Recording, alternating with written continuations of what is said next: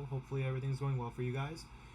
In this video today, we're going to be going over specifically Unit 4 with e-bikes. We're going to be going over e-bike motors, really how motors work, how they're powered, etc. And yeah, we're going to be going over that. But without further ado, I'm going to pause the video. We're going to be talking about our big project. So our big project, I'm just going to give you guys the e-bike bonus. So let's, without further ado, Scooby-Dooby-Doo, let's go. So, what are e-bike motors? They're electric motors that assist riders pedaling. They help power, the riders pedaling, as we said in all videos regarding with Unit 4. This is just really that helps assist riders' movement when pushing a bike, or pushing an e-bike specifically. Physics behind this is that it really converts electrical energy from the battery into mechanical motion. And a fun fact about this is that it provides power propulsion with pedaling or throttles, and it provides speeds up to 20 miles per hour. It ain't faster than Sonic the Hedgehog, it ain't faster than a cheetah, but you can still increase 20 miles per hour. You can have a good 20 boost to actually move your bike forward. I'm going to show you guys a GeoGebra right now. This is a GeoGebra that is regarding with, battery outputs, etc. This is kind of really how a motor function formula will kind of look like. So I have notes as well, so bear with me. I'm going to show you guys really the stuff behind this really quickly. So we have over here this is really what we have. We have cubic equations. We have P moving as a slider, moving as a scale factor. We'll go over all this. A lot of this is in German. In general, let me just translate this really quick. So this is known as the derivation of LPU and BOPT. Let's go over this. So K of X, what does this really mean in motors and batteries? K of X, it represents the K of X, which is the green. Let me just untoggle this. Okay, let me just untoggle all this. Okay. So we have essentially points and primes over here as well. So we'll go over all this right now. We also have point B here as well. So K is essentially the actual power, energy, and demand, which is non-linear because it's a cubic equation. It models really the real motor or battery energy use under a load. So really how much energy is in demand that's needed when required to, use battery energy specifically. E of X is known as the ideal pass battery or motor energy output. It is the reference model used for that. It's usually how much motor energy output that we need. The E of X is 3 times X. That's the scale factor of the energy. P is the new energy rate per unit of output. X is the per unit of output in this case.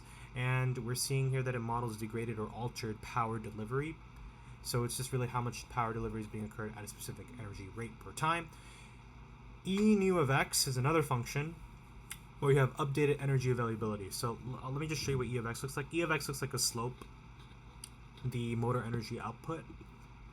P, just a scale factor, or hence known for new energy rate per unit of output. E nu of X, that's just the slope. It is a slope of energy availability, and this is really, it models really new performance limits that occur within bikes, or e-bikes per se, or in general for any vehicle that's being powered by motors or battery, or anything regarding with motors and battery. We also have these points over here, and we have, this is another K of X formula. This is the this looks like a quadratic equation, but it has a vertical asymptote, I believe. Probably. This does look like it might have a vertical asymptote, or also a hole in here, if this is per se. So over here, the K of X, this is known as the average energy per unit of output. It helps find the most efficient operating point. And yep, this is kind of there. And point A kind of shows, point A in general, this shows where energy supply is equal to the energy in demand. And it shows a system's operating limit that occurs when there's a specific amount of energy supply that is holded in a specific energy demand. We're not talking about economist theory here, guys. I'm not going to try to go into that. That's kind of too much at that point. So that's there. We also have, point C. That's the minimum energy per output, or that tells you the best efficiency point that occurs regarding with energy. Anything regarding with energy efficiency point, you always have to do, well, I can tell you what mechanical energy efficiency is. That's the AMA over IMA times 100. That will give you the efficiency in general. For energy specific purposes, we would use the min of K. That's the function of K of X, which will occur with the actual power and energy demand. We also have K prime of X, that's the marginal energy and demand, or that shows really how fast energy demand rises with an increased output. So as increased power outputs, faster energy demand will rise. It's a parabolic equation. In this case, it's a quadratic equation in this case. So yeah, this is something really cool to see here regarding LPU and BOPT. So yeah. Next slide. Now we're going to be talking about hub motors. Really, what are hub motors? Hub motors, really, well, actually, before further ado, let me just double check. Yep, okay. Now let's talk about hub motors. Hub motor is a location that's integrated into the hub of the front or rear wheel. We're going to be talking about types of motors now, so just bear with me. So we have type 1 hub motors. Hub motors are really integrated into the hub of the front or the rear wheel. Pros, it's more affordable and simpler to maintain. Cons, it's really less efficient on hills, especially if it's front or rear heavy. Hub motors can be at risk and they won't be integrated as long if it's on these types of hills, so be very careful. Types of hub motors that we have are gear hubs. They're internal gears that adjust motors output for less speed and better torque. So you can have a better torque. We talked about torque before. The more torque, there's a lesser speed that would occur, and this would adjust the motor output perfectly, especially in integrated systems that occur in a bike. Gearless hubs, they're a simple design that adjusts the motor's output for higher speed or less torque. So these gearless ones are much more simpler, that's more integrated, but it also helps allow more speed to occur but lesser of a torque for the bike to maintain operational speed. These are different types of motors we have. These are some good ones that we're going to talk about later. So these are the types of integrated hub motors that we have over here, from front and rears to folders to fat bikes to through axles through rear only. And they're occurred in different types of kilograms. Ooh, look at that, 6'7", 6'7", 6'7", 6'7", and we also have 6'9". Oh, 6'9", let's go! Look at that! Look at that!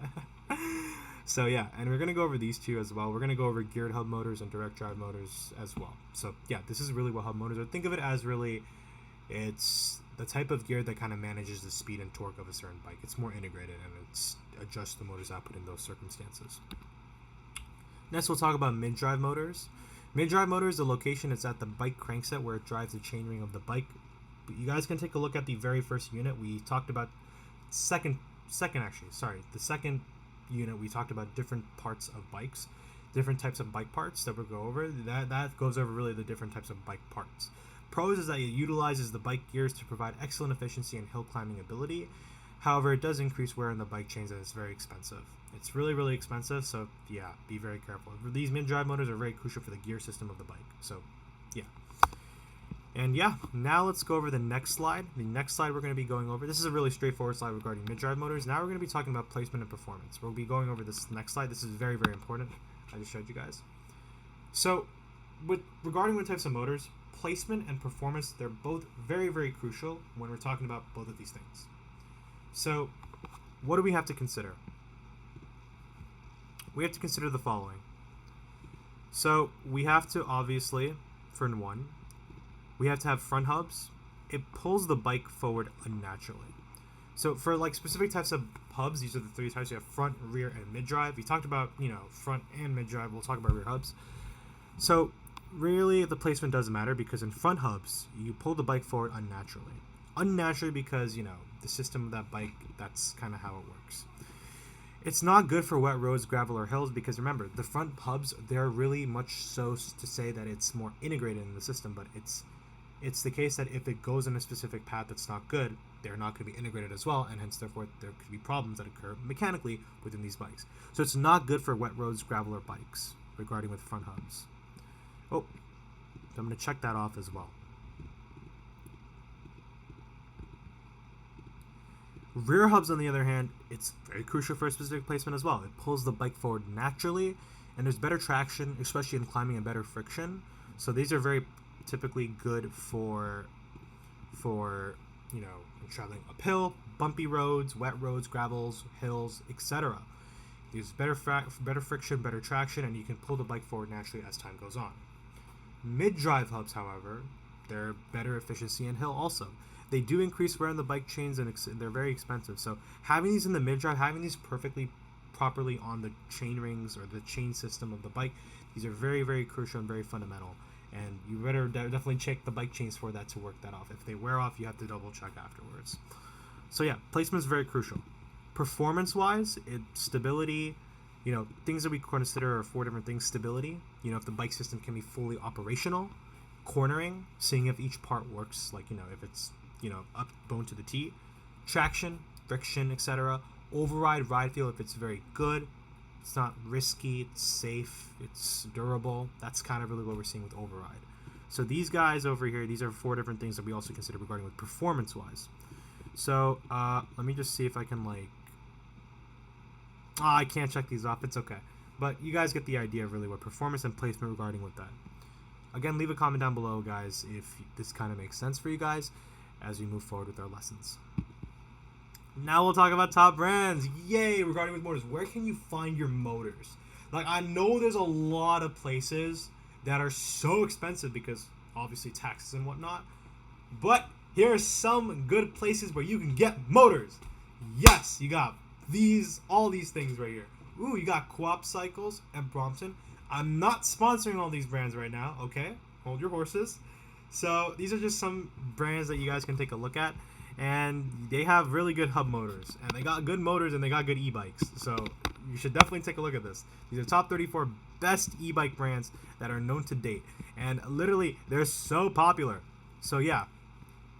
You got Anchier, Aventon, Batch, Baraya, Blix. I am butchering the names. My apologies on that one. Oh my gosh, bear with me, guys. Brompton. We also have Cannondale, Charge, Co-op. We got a lot of these bikes. There's about 34 of these. So you guys take a look at this link. This is a very, very good link that goes with the top brands. There's a lot of good brands out there that will give you the best price. And yeah, budget is very, very crucial nowadays. So yeah, definitely stay tuned on that one. But top brands, be very careful. Always check the prices, see if it's legit, and get the best price possible. But as long as your bike is achievable and efficient, then you're good to go. So yeah, this concludes for this lesson for today. If you guys have any questions, feedbacks, or upcoming lessons, please feel free to email us. You guys can also contact us. You guys can also, when writing questions, sending questions, write the question you have, send a picture associated with the diagram. We will respond when we have the chance. Let's go.